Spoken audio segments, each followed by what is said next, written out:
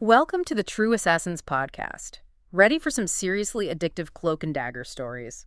We're about to dive into a fascinating world inspired by true killer Orlando Madsbrine's chilling book that delves into the dark world of murder, hitmen, and assassins.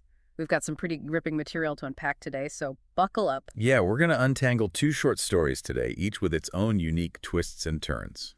First up, we have Requiem in Dust. It paints a vivid picture of a desperate frontier town and the unexpected savior who rides in, shrouded in silence. And then we'll move on to Walk a Mile, which takes us on a completely different journey. It's a wild scenario. A hitman and his target caught in a truly bizarre predicament. We'll try to extract the core of each narrative, really dissect those surprising elements, and hopefully uncover some unique insights for you along the way. Sounds like a plan. All right, so let's jump right into Requiem in Dust. From the very first sentence, you're dropped into this frontier town, Hopewell, and the atmosphere is so thick with desperation you can practically taste it.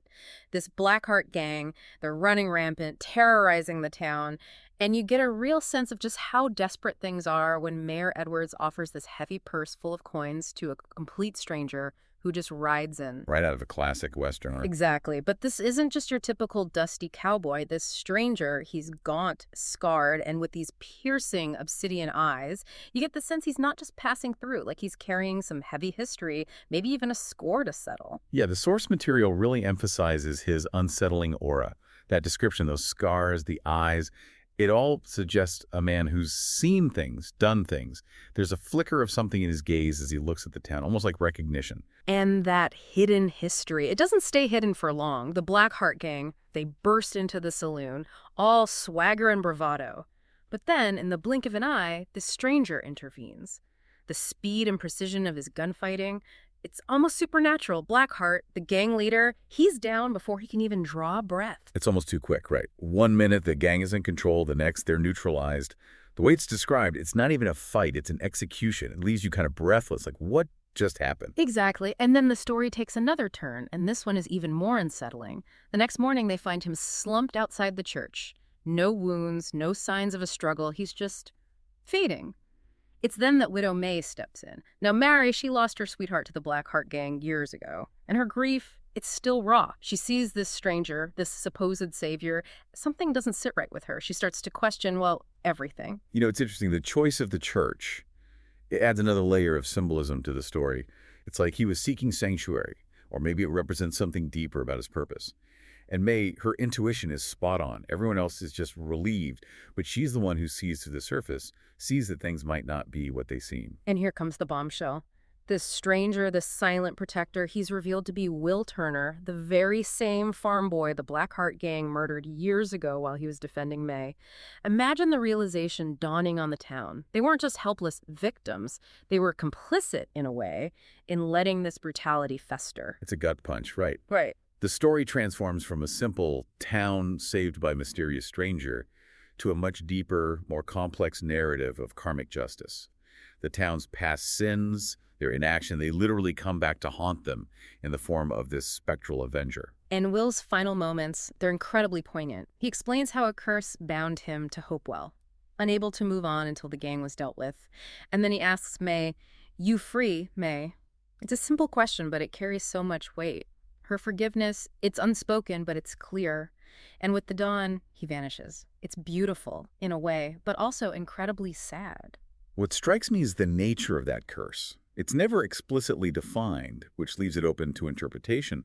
Was it a literal supernatural force or just the sheer weight of Will's unresolved trauma, his burning need for retribution? It definitely makes you think. And May's forgiveness, it's crucial. It feels like a release, not just for her, but for Will too. Like it finally frees him from this burden, lets him find peace. Absolutely. But the story doesn't end there. The aftermath in Hopewell, it really drives home the idea that even victory can come at a cost. They bury Will, and Mayor Edwards, he vows to rebuild, to make Hopewell a better place. But you get this lingering sense that the town will forever be haunted by this event. The legend of the Ghost Rider, it emerges as this chilling reminder of their violent past. It's a powerful illustration of the lasting impact of violence, right? Hopewell might be physically safe now, but the psychological and moral scars, they run deep. The Ghost Rider becomes this potent symbol of their past, their collective trauma.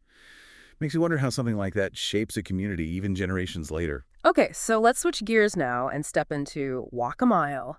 And let me warn you, this one is a wild ride. The premise is utterly bizarre. We have this aging hitman ready to take out his target, this successful businessman, and then bam, their bodies get swapped thanks to some strange serum. Just imagine the shock, the utter disbelief. Yeah, it's a complete role reversal. This seasoned killer suddenly finds himself in a flabby, middle-aged shell. And the businessman, well, he's trapped in a body that's basically a weapon. Yeah. The initial chaos, the disorientation, it's almost comical. Almost. But the story quickly moves from funny to, well, kind of terrifying.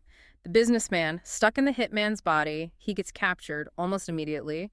Meanwhile, the hitman, he's trying to navigate the businessman's life, board meetings, a parent-teacher conference. It's absurd, but there's this constant threat hanging over everything. If their real identities are exposed, the consequences could be deadly. And then things get even more complicated when the businessman's own shady dealings come to light. Turns out he's got enemies too, people who aren't fooled by the body swap. Exactly. It goes from, oh, this is kind of funny, to, wait, these guys are in serious trouble. Right, it's not just a simple body swap anymore, it's a tangled web of danger and deceit. So Vincent, the hitman, he starts to learn more about the businessman's life. He discovers he has a sick daughter, that he's fiercely protective of his family, and it's this stark contrast to his own life. Vincent, he's alone, always looking over his shoulder. You start to see this grudging respect develop between them, even a bit of understanding. It's like they're forced to walk a mile in each other's shoes, literally. And in doing so, they gain a whole new perspective on each other's lives, their choices. It's not just about the physical swap, it's about this unexpected emotional connection that emerges.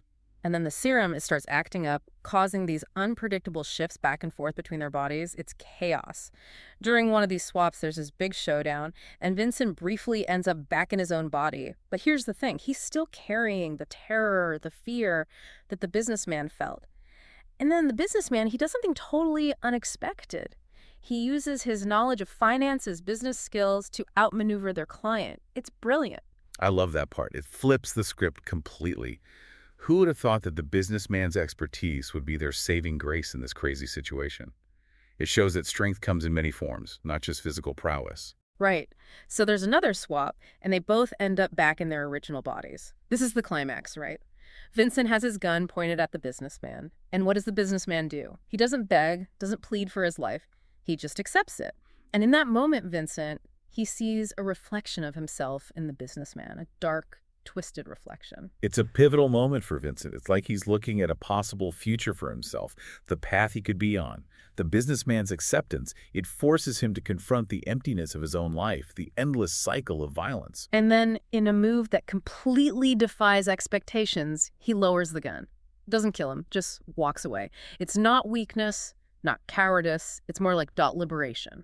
For both of them. Totally agree. It's a powerful statement. Vincent chooses to break free from that cycle of violence. And in doing so, he might be giving the businessman a chance to do the same, to escape his own past, his own demons. The story ends with this almost legendary tale circulating a hit that went wrong, a target who vanished without a trace. It leaves you with this lingering thought. Maybe the most profound action, the one that truly changes things, is the action you don't take. It's a powerful message. And a fitting end to such a strange and compelling tale. The ambiguity of their fates, it's deliberate. It leaves us to wonder what becomes of them, whether they truly escape their pasts and forge new lives for themselves. Okay, so today we've explored two very different narratives, both pulled from Orlando Madsbrine's True Kill. Requiem in Dust, it throws us back to the Wild West with themes of vengeance and spectral justice, while Walk a Mile takes us on this wild, almost surreal journey of identity and consequence. What stands out to you most after exploring these two tales? You know, what strikes me is that despite their fantastical elements, both stories tap into something deeply human, Requiem in Dust. It forces us to confront the consequences of our actions or inactions, and the idea that the past never truly dies. It's like those ghosts that come back to haunt us, whether we want them to or not. Exactly. And Walk a Mile, it really highlights the transformative power of empathy. Even in the most bizarre and unexpected circumstances, putting yourself in someone else's shoes can change everything. Both stories are captivating in their own way. They stay with you long after you finish reading them. And as always, we want to know what you think. What questions do these stories raise for you? Do they resonate with you? Let us know. And if you're looking for more stories that delve into these themes of vengeance, identity, or unintended consequences, there's a whole world of them out there. Go explore. Happy reading. And be careful out there. You never know who might be walking a mile in your shoes. Until next time. This has been the True Assassins Podcast. Stay curious.